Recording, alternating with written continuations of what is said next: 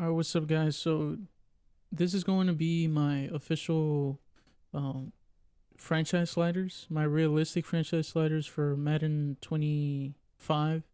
Uh, I'm sure you guys know that I've done past ones, I think for 24 and I think 23. But then I didn't do any for, you know, Maddens before. Regardless, though, I'm going to get right into it. I meant to press sliders, not drive class. Um, Even though drive class, I leave it at normal, since we're on the topic, because I don't want to know which ones I've already done. Now, if they had like a random button, I guess I would do a random button. But regardless, anyway, so here are the sliders. So I'll go through my skill and then CPU skill. So QB accuracy for me, uh, I felt like it was too easy, even with Daniel Jones to score 40 points a game and still get the ball where it needed to be. I think that it adds that level of realism, especially with the accuracy, the advanced passing with Madden, since Madden 23, I think. So that's why I have it at 36. But it adds the realism, like I mentioned. Pass blocking, I have it 43. The goal with this, along with every slider, was to add realism to the game. But with 43, I felt it was perfect where I had enough pressure on Daniel Jones, but not too much to where it's not playing to the offensive line's potential, if that makes sense, or play style. And then wide receiver catching, this is to incorporate some drops here and there, right? Receivers and tight ends and whoever's catching the ball isn't going to catch it all the time. So this is to incorporate that. Now, run blocking, uh, it's kind of too easy to set up the run, which is surprising, right? In previous Maddens, it would be really difficult.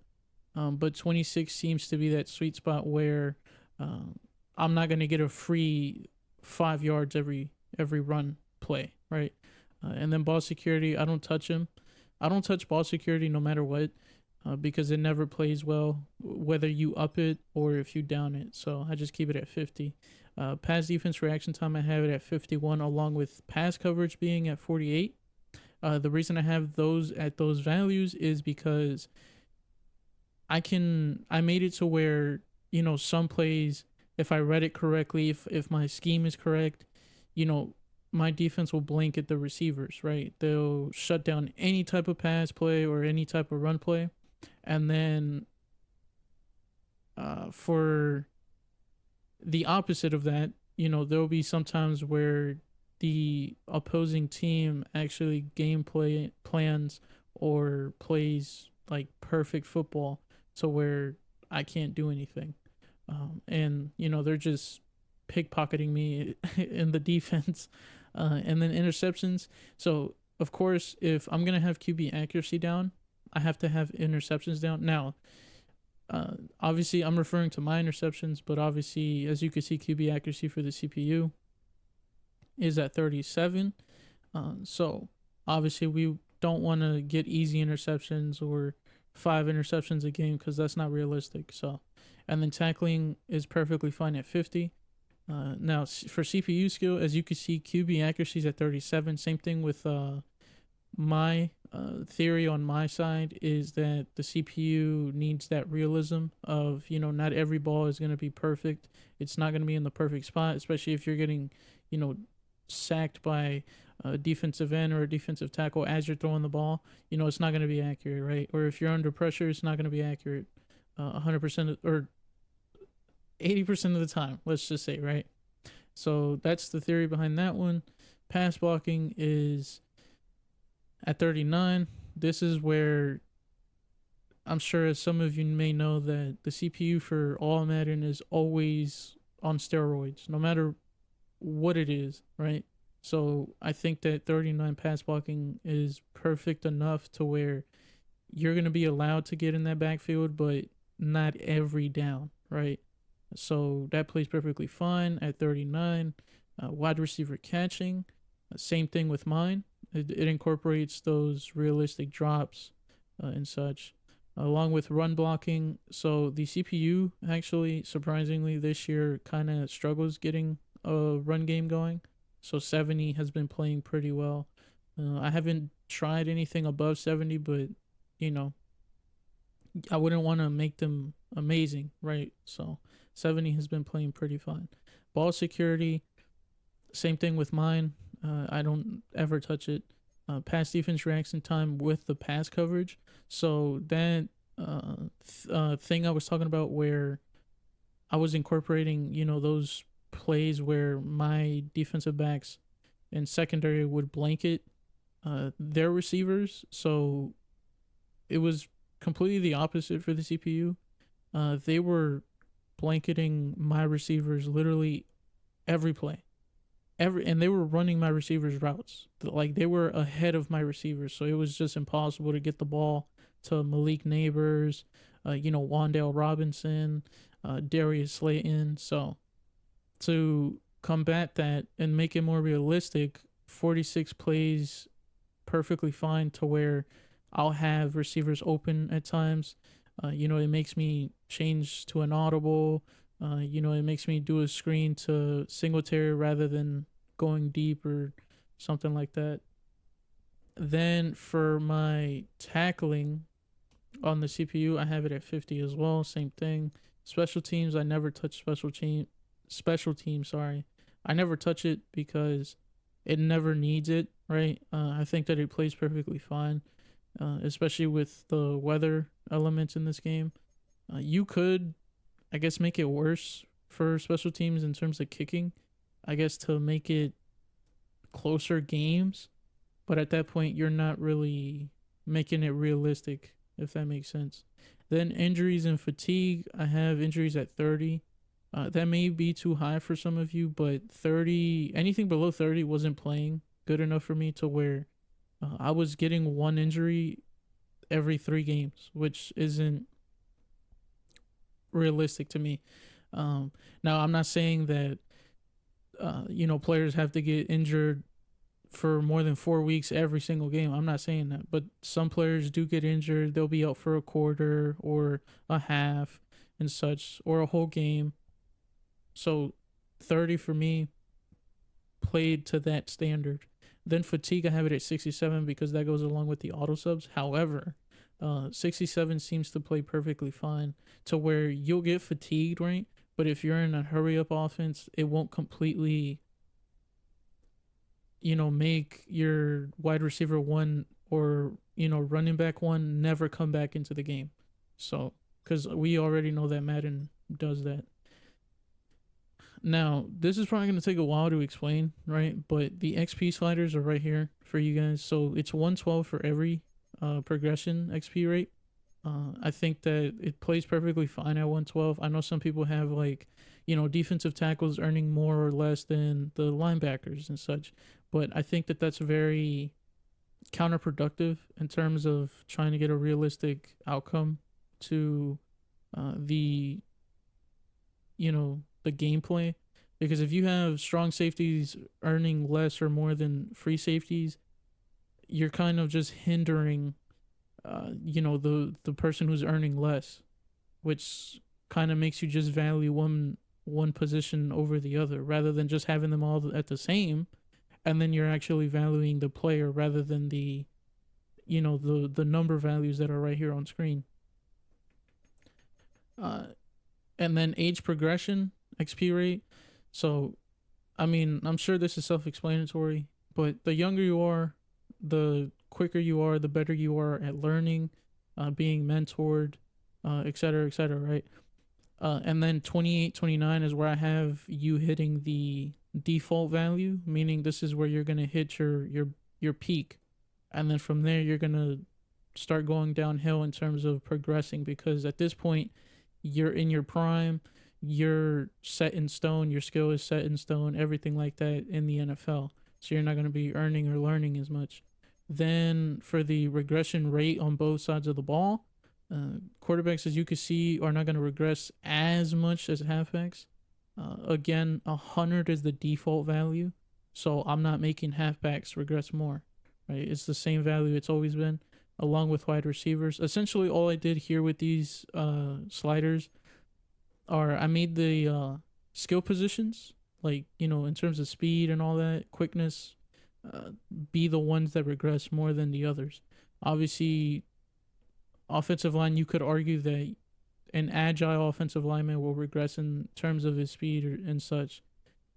But to be honest, I mean, at the end of the day, they're just blocking. They're not throwing a ball, they're not out here running routes, so they're not going to regress as much. And at the end of the day, the only thing you're going to be upgrading on these offensive linemen's fullbacks is just that, the blocking attributes. So, and then for defense, same thing. I consider defensive ends and defensive tackles like the O linemen, except that I would say they're more of a skill position than O linemen. So I have them still regressing at a kind of a normal rate. And then kickers, punters, I have them just like QBs. I don't think kickers really regress at all, if anything. But I do think that if a kicker's starting to miss kicks and all this and that, then that's where it starts going downhill for them. Now, last bit of sliders is the age regression rate. So the age regression rate, I have it's basically the opposite of the progression rate that I showed you guys with the ages. So it's crazy when I saw this, because that means at 26 years old, as you can see there, that's when you start regressing in Madden, which is absurd to me. But I lowered it, of course. And then your middle ground here is 30 years old. Once you hit 30 is when it'll start picking back up. Default value, of course, is 100. So 35 or 35 or 34 and 35-year-olds are not really too much off the default value. But once you hit 30 years old, if you're like a low 80 overall, when you get to 33, your career's probably over. But this, if anything, this gives those types of players a chance to be signed over a, still developing rookie, probably. Or not rookie, but you get what I mean, like a still 24-year-old. But regardless, hopefully I made my point there, because obviously a younger player is going to be valued more than an older player. But if you're trying to go for a championship, to be honest, you'll probably sign both anyway, right? Because once you have that veteran retire, you'll have that not rookie, but that younger player take, that veteran spot. So those are the XP sliders. I think that I'm excited to see how they turn out. Obviously, you're gonna see the effect of those over time rather than like right now, if that makes sense. And then league settings, this is gonna be really quick because I didn't change anything other than the time. And if you ever want to change your kicking meter, you do it in league settings. They took it out of game options, but league settings, you could change it here. I use multimeter because it's more realistic in my opinion, which makes sense, but really isn't. But regardless, quarter length is 10 minutes. Play clock is 12 seconds. This gives the CPU enough time to do their motions and audibles, but it also causes those false start penalties. And then I have the only other settings that I have changed is relocation settings. I want to keep all the teams in real life to, continue playing in the game. I don't want to be going against a created team 5 years into, the save file or the series I'm having, but I don't know if I'm going to do 5 seasons. And then I have the coach firing as CPU only. The only reason I'm even mentioning this, aspect of the slider video is because I'm always debating on whether keeping this on CPU or on. I think if I keep it on, I have to be the one to fire, like, let's say the Commanders coach, rather than the CPU doing it by themselves, right? So I keep it at CPU because I think that's how it works. I'm not too sure. And then the last setting I have off is fill roster. I don't want the CPU managing my team. So, and then last thing I'll show is not that, but last thing I'll show before I let you guys go is the auto subs. Even though this is personal preference, I'm not really going to go into them because, like I said, it is personal preference. It's up to your roster it's up to your scheme, and it's really up to your fatigue slider. But given that I've given you a fatigue slider, this is what I have if you want to replicate it. And then last thing I'll show is the proof to my sliders, which is the divisions in the NFC. As you can see, most scores were very, very similar. And no one was like out of the park, like amazing, other than the Cowboys and then the AFC, which I guess I'll show off really quick. So as you can see, the Bengals. So as you can see, the AFC is pretty stacked. I did beat the Dolphins, so one of their losses is for me. But you can see that the AFC did way better than the NFC ever did this specific year. And then I'll show off my schedule. No, not not standings. I'll show off the schedule. Last thing here.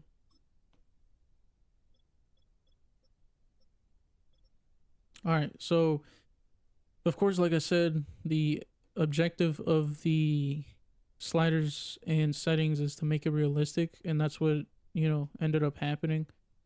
As you can see, most scores are either by a touchdown or by 10 points, if not probably 14. So 2 touchdowns. The only times that it was really a blowout was I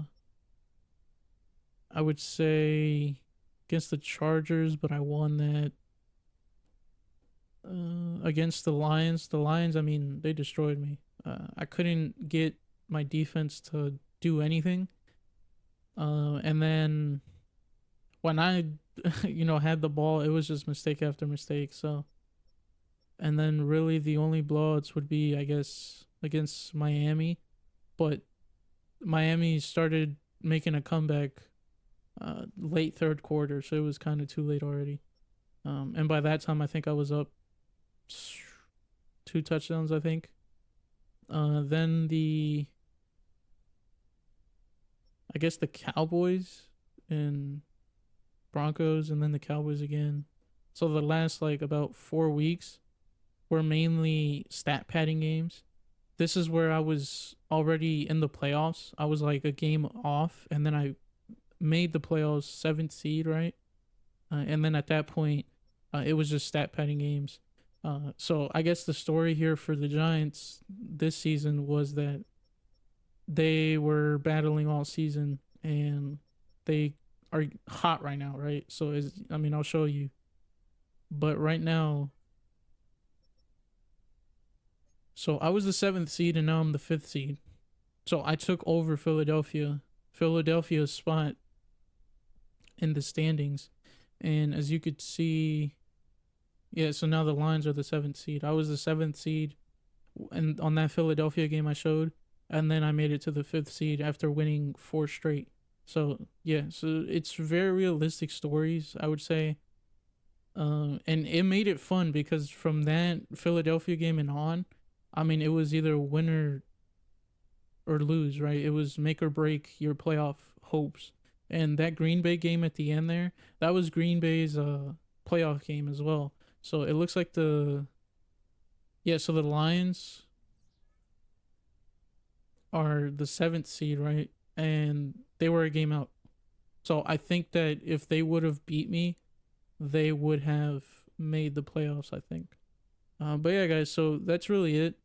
Hopefully these sliders end up working out for you guys. Of course, if I ever make drastic changes to them, I will make a new video and show them off once again. But only the sliders, because I think that the other settings I have are going to be set in stone. But if those also change, then of course I'll show those as well. Now, if I make little changes here and there, I will show those changes off at the beginning of every Giants franchise video. So no worries. All you have to do is just watch the beginning of it, and then once you see that, you don't have to. You could click off the video, right? But yeah, guys. So hopefully you guys enjoyed. I'll see you guys in the next one. Thank you for watching.